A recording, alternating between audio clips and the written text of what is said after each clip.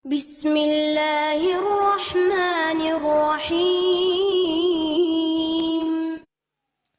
Jadi ketika Nabi dibedah 2 kali, akhirnya dada Nabi itu muat untuk kesalahan-kesalahan orang yang menzolimi beliau, yang ngerecokin beliau, sedangkan beliau tidak merasa berat dengan hal itu.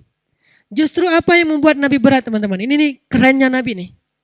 Apa yang membuat Nabi berat dan sampai-sampai kayak sakit Nabi teh? Apa? Nabi kasihan sama mereka. Bukan Nabi sebel sama mereka. Kalau kita kan beratnya gara-gara sebel ya. Beratnya gara-gara ilfil. Beratnya gara-gara sakit hati. Kalau Nabi beratnya di dada beliau itu karena kasihan sama mereka. Ada seorang laki-laki Yahudi meninggal, jenazahnya diarak gitu, ditandu mau dikuburin, Nabi nangis. Kenapa? Kasihan, dia belum sempat beriman tapi sudah meninggal. Sehingga nasibnya nanti di akhirat dalam keadaan terancam. Nabi sedih atas dia, bukan sedih atas diri sendiri. Sehingga ayatnya di dalam surat Al-Kahfi itu,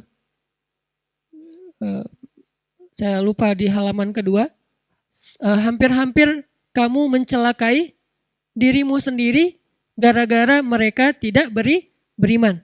Ada yang ingat ayatnya? Gimana? Nah, wala'allaka bakhi'un nafsak ala atharihim illam yu'minu bihadzal hadithi asafa. Hampir-hampir kamu mencelakakan diri kamu sendiri gara-gara mereka tidak beriman terhadap risalah yang kamu bawa. Barakallahu fiik. Ini artinya teman-teman, dada Nabi itu terasa berat bukan karena kejahatan orang kepada beliau, tapi justru karena kebaikan beliau ke orang lain. Kayak kita punya teman, kita sedih untuk dia. Orang nanya, kamu kenapa sih kok kalau ketemu dia kamu kayak kerung gitu, kok gak bisa senyum, kamu sebel ya sama dia gara-gara sikap dia yang dulu, gara-gara dia nikung kamu misalnya. Ternyata bukan, justru kita sedih. Kenapa? Soalnya dia hampir cerai sama istrinya. Jadi kita sedih, kan orang baik banget ya. Ditikung, terus orang yang nikung ini hampir cerai, dia sedih. Jangan dong, jangan cerai dong, kamu pertahankan. Kan dia itu amanah dari Allah, anugerah. Banyak dulu loh orang ngejar-ngejar dia, terus kamu dapat, kamu pertahankan, jangan cerai ya. Kita gak bilang, udah cerain aja, emang kalian gak cocok dari awal juga. Terus kita tungguin. Enggak kayak gitu. Kan Nabi gitu banget ya. Nabi senang kepada siapa sahabatnya? Zainab bintu Jahsy. Tapi Allah mentakdirkan Zainab nikahnya sama Zaid bin Harithah. Malah anak angkatnya Nabi.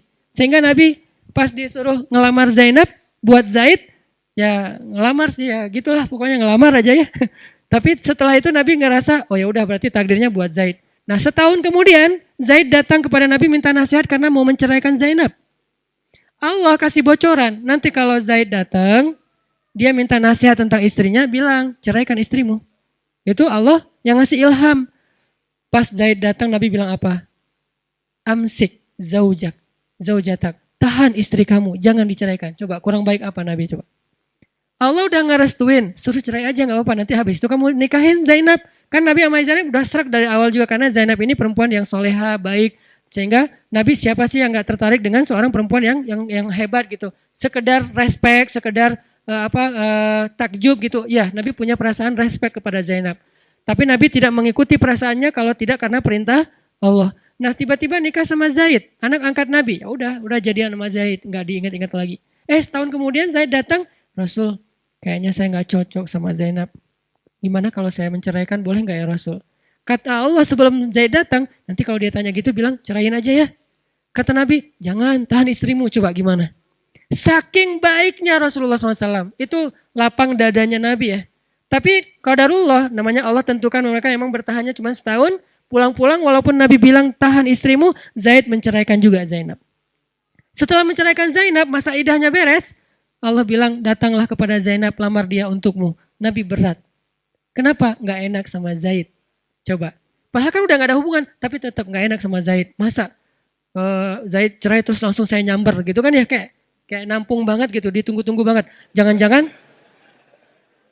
selama ini Zaid gak berkah tuh gara-gara doanya, mungkin ya Allah mudah-mudahan gak harmonis, cepet cerai atau apa. Kan jadi kayak gak enak gitu kan. Jadi Nabi itu orangnya ra'fah banget. Jaga perasaan orang banget, nggak enakan banget. Kenapa? Syarhus sada. Beliau lebih mending belionya yang dibikin nggak nyaman daripada bikin orang lain nggak nyaman. Itu Nabi banget tuh. beliau lebih memilih biar saya aja deh yang repot, yang jadi riwah, tapi jangan ngeriwahin orang lain. Itu Nabi banget tuh. Ini namanya syarhus sadar. Makanya Allah bilang, alam nasyrah laka sadrak ya Muhammad, wa wada'na anka wizrak ya Muhammad, alladzi anqadha dhahrak ya Muhammad, wa rafa'na laka dzikrak ya Muhammad. Kemudian Allah bilang, fa inna ma'al usri yusra, inna ma'al usri yusra, itu motivasi. Udah tenang aja di balik kesulitan, bersama kesulitan ada kemudahan, bersama kesulitan ada. Artinya itu satu paket, nggak usah dipisahin. Nggak ada kesulitan, nggak ada. Yang ada kesulitan, kemudahan satu paket. Ma'iyah, kebersamaan, nggak bisa dipisahin. Bukan setelah kesulitan, kemudahan, bukan, bersama. Arti bersama memang datang berbarengan. Berbarengan Ustaz, kok saya nggak ngerasain? Nah ini nih. Bersama dengan kesulitan ada kemudahan. Itu datangnya bersamaan teman-teman. Bukti bersamaannya apa? Kadang-kadang kalau misalnya kita lagi ada kesulitan, jadi mudah tahajud. Ya kan? Jadi mudah ke masjid. Bukankah itu kemudahan? Adakah yang lebih berharga daripada Allah kasih nikmat hidayah dan ibadah? Nikmat taqarrub kepada Allah, nikmat lebih dekat kepada Allah. Emangnya ada yang lebih berharga dari itu? Kita aja yang kadang-kadang gak fair. Menghargai ini lebih daripada yang itu. Padahal itu lebih berharga. Allah ambil kita nikmat misalnya tadi habis diputusin, kan itu berat ya, langsung sempit dadanya, tiba-tiba lapang dengan ya Allah dia gitu banget sama saya, apa yang kurang dari saya tuh udah habis-habisan loh ya Allah, tuh dia modal tuh udah habis semuanya, motor udah dijual, kos-kosan nunggak karena uang kos saya pakai buat jajan bareng dengan dia, modal banget loh ya Allah. Kan kita jadi kayak romantis gitu ke Allah. Kita kehilangan romantis dengan seseorang, tapi muncul romantis dengan Allah. Bukankah fa inna ma'al usri yusra? Dan itu yang paling sering. Belum lagi nanti setelah itu, setelah romantisme Allah, Allah kasih hadiah-hadiah, Allah kasih kejutan-kejutan dan seterusnya. Jadi Allah kayak ngemotivasi Nabi Muhammad SAW. Artinya lapang dadanya Nabi itu bikin beliau bisa bertahan.